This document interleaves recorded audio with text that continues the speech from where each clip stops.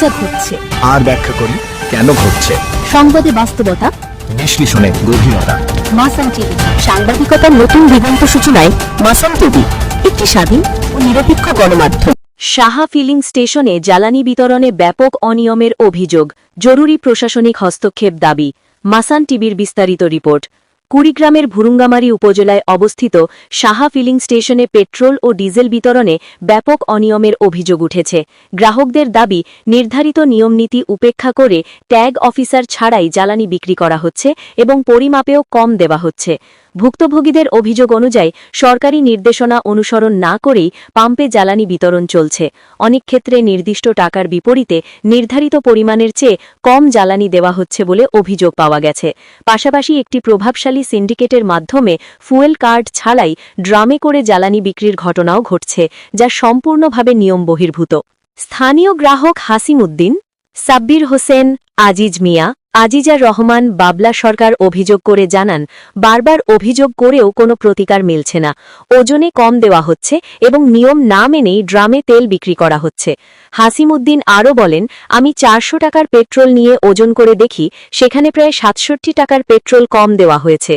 সংশ্লিষ্ট সূত্র জানায়, জ্বালানি বিক্রয়ের ক্ষেত্রে ট্যাগ অফিসারের উপস্থিতি বাধ্যতামূলক হলেও উক্ত ফিলিং স্টেশনে তা মানা হচ্ছে না। এদিকে অনিয়মের প্রতিবাদে গ্রাহকদের মধ্যে উত্তেজনা সৃষ্টি হলে ফিলিং স্টেশনের ম্যানেজার ঘটনাস্থল ত্যাগ করেন বলে অভিযোগ রয়েছে। ঘটনার খবর পেয়ে উপজেলা নির্বাহী অফিসার শাহাদাত হোসেন ঘটনাস্থল পরিদর্শন করেন এবং গ্রাহকদের সঠিকভাবে জ্বালানি সরবরাহ নিশ্চিত করতে নির্দেশ দেন। তিনি জানান, পরবর্তীতে বিএসটিআই কর্তৃপক্ষ এসে ওজন যন্ত্র পরীক্ষা করবে এবং কোনো অনিয়ম প্রমাণিত হলে আইনানুগ ব্যবস্থা নেওয়া হবে। তিনি আরও জানান, এখন থেকে নিয়মিত ট্যাগ অফিসার থাকবে বলে নিশ্চিত করেন। আইন শৃঙ্খলা পরিস্থিতি নিয়ন্ত্রণে থাকা ভুরুঙ্গামারী থানার এসআই এনামুল হোসেন জানান, ট্যাগ অফিসার না থাকা এবং ফিলিং স্টেশনের অনিয়মের কারণে কিছুটা উত্তেজনা সৃষ্টি হলেও পরিস্থিতি নিয়ন্ত্রণে রয়েছে, কোনো অবনতি ঘটেনি।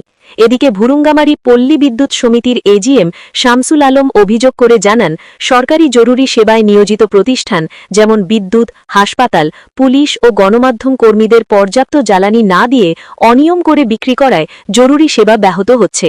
স্থানীয় সচেতন মহল দ্রুত তদন্ত করে দায়ীদের বিরুদ্ধে কঠোর আইনানুগ ব্যবস্থা গ্রহণের দাবি জানিয়েছেন। প্রশাসনের পক্ষ থেকে নিয়মিত তদারকি জোরদার করা হলে এ ধরনের অনিয়ম বন্ধ হবে বলে মনে করছেন এলাকাবাসী। তেল নিছি পরীক্ষা করার জন্য নিছি, ওখানে যা মিটারে তুলে দিছি 2 কেজি 300 বোতল সহ। পরে আবার তেলটা গাড়িতে ঢালার পরে বোতল ওয়েট করলাম 100 গ্রাম বোতলটার ওজন, তাহলে 2 কেজি 2 লিটার 200 নিচে কত? 400 টাকা তেল দিছি। আচ্ছা আচ্ছা, ঠিক আছে। আমরা যখন যা ঘটছে আর ব্যাখ্যা করি কেন ঘটছে। সংবাদে বাস্তবতা, বিশ্লেষণে গভীরতা। মাসান টিভি, সাংবাদিকতার নতুন দিগন্ত সূচনায় মাসান টিভি, একটি স্বাধীন ও নিরপেক্ষ গণমাধ্যম।